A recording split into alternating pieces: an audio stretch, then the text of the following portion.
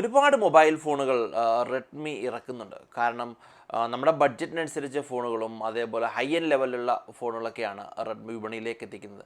Redmi മറ്റ് കമ്പനികൾക്കൊരു പാരയായിട്ട് മാറുന്നുണ്ടോ എന്ന് പലപ്പോഴും നമുക്ക് സംശയം തോന്നിയിട്ടുണ്ട്.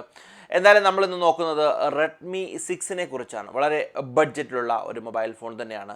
എൻ്റെ കയ്യിലിരിക്കുന്നത് റെഡ്മി 6 3GB 64GB സ്പെസിഫിക്കേഷൻ വരുന്നതാണ്. ആമസോണിൽ ഇതിൻ്റെ പ്രൈസ് 7,999 ആണ്. നമുക്ക് മൊബൈൽ ഫോണുകൾ റിവ്യൂ ചെയ്യാനായിട്ട് തരുന്നത് സെല്ലുലാർ വേൾഡ് ആണ്. സെല്ലുലാർ വേൾഡ് കോൺടാക്ട് ചെയ്ത് കഴിഞ്ഞാൽ ഡെഫിനറ്റ്ലി നിങ്ങൾക്കിത് പർച്ചേസ് ചെയ്യാൻ സാധിക്കും. അതേപോലെ തന്നെ EMI-ലൊക്കെ നമുക്കിത് പർച്ചേസ് ചെയ്യാവുന്നതാണ്. ആദ്യം തന്നെ നമുക്ക് എന്തായാലും ഈ ബോക്സ് ഒന്ന് ഓപ്പൺ ചെയ്ത് ഈ മൊബൈൽ ഫോണൊന്ന് കണ്ട് ഇതിൻ്റെ സ്പെസിഫിക്കേഷനൊക്കെ നമുക്കൊന്ന് മനസ്സിലാക്കാം. ആദ്യമായിട്ട് കാണുന്ന ആളൊക്കെയാണെന്ന് സബ്സ്ക്രൈബ് ചെയ്തു കേട്ടോ. എപ്പോഴും ഇതേപോലെയുള്ള വീഡിയോസ് നമ്മുടെ യൂട്യൂബ് ചാനലുണ്ട്. അത് മാത്രമല്ല ടെക് അപ്ഡേറ്റ്സ് എന്നൊരു സെഗ്മെൻ്റ് ഉണ്ട്. അതിൽ തന്നെ നെക്സ്റ്റ് വീക്ക് മുതൽ എന്താ പറയുക ഗീവ് അവേസ് ഒക്കെ നമ്മൾ പ്ലാൻ ചെയ്യുന്നുണ്ട്. എന്തായാലും വെയിറ്റ് ചെയ്യാം. ഓക്കെ, നമുക്ക് എന്തായാലും ഒന്ന് ഓപ്പൺ ചെയ്തേക്കാം.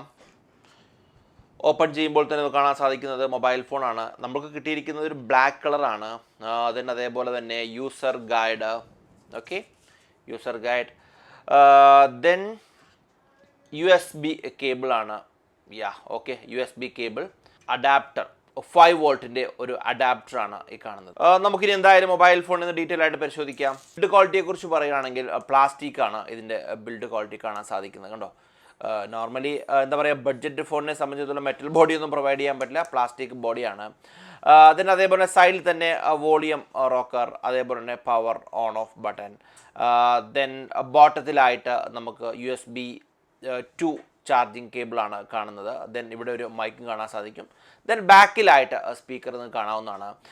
അതേപോലെ തന്നെ ബാക്കിൽ തന്നെ 2 ക്യാമറകളാണ് കാണുന്നത്. ക്യാമറയുടെ സ്പെസിഫിക്കേഷനൊക്കെ നമുക്കൊന്ന് പരിശോധിക്കാം. ദെൻ ബാക്കിൽ തന്നെ ഒരു ഫിംഗർ പ്രിൻറ്റ് സെൻസറും അതേപോലെ തന്നെ ക്യാമറയ്ക്ക് ചെറിയൊരു LED ഫ്ലാഷും അവൈലബിൾ ആണ്. ദെൻ സൈഡിലായിട്ട് നമുക്ക് സിം ട്രേയും അതേപോലെ തന്നെ ഡെഡിക്കേറ്റഡ് ആയിട്ടുള്ള ഒരു മെമ്മറി സ്ലോട്ടും കാണാവുന്നതാണ്.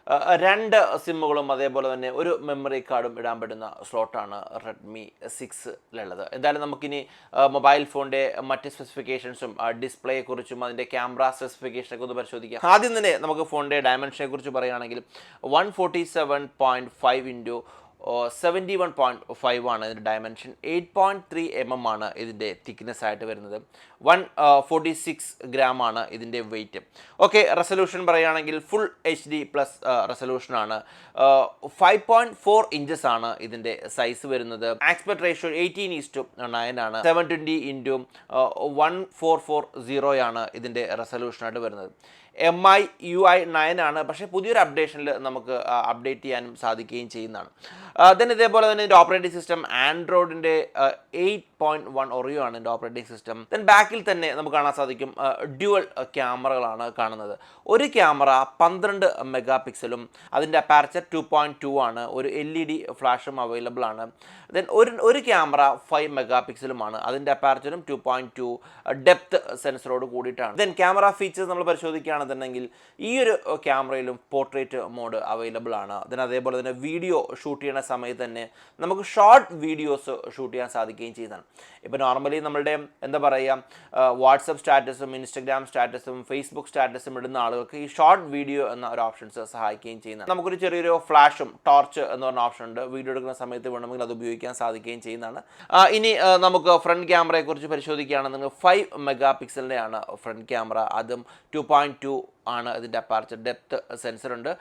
ഫീച്ചേഴ്സായിട്ട് പറയേണ്ടത് ചെറിയൊരു LED ഫ്ലാഷും അവൈലബിൾ ആണ്. HDR, പനോരമിക് വ്യൂ, അതേപോലെ തന്നെ നമുക്ക് HDയിൽ 1080 റെസൊല്യൂഷനിൽ തന്നെ 30 frames/second നമുക്ക് വീഡിയോ ഷൂട്ട് ചെയ്യാനൊക്കെ സാധിക്കുകയും ചെയ്യുന്നതാണ്. ക്യാമറയിലേക്ക് വരുന്ന സമയത്തും നമുക്ക് പോർട്രേറ്റ് മോഡ് ഉപയോഗിക്കാൻ സാധിക്കുകയും ചെയ്യുന്നതാണ്. ആ ഒരു ഫീച്ചേഴ്സൊക്കെ വളരെ കുറഞ്ഞ ഒരു എമൗണ്ടിൽ തന്നെ MI ഇതിൻ്റെ അകത്ത് ഇംപ്ലിമെൻറ്റ് ചെയ്തിട്ടുണ്ട്. അതിന് ആദ്യം പറഞ്ഞു ഒരു ബഡ്ജറ്റ് ഫോൺ, അതായത് നമുക്ക് സെക്കൻഡ് ഫോണായിട്ടൊക്കെ ഉപയോഗിക്കാൻ പറ്റുന്ന MIയുടെ ആരാധകരാണല്ലോ ഇപ്പോൾ കൂടുതലുമുള്ളത്.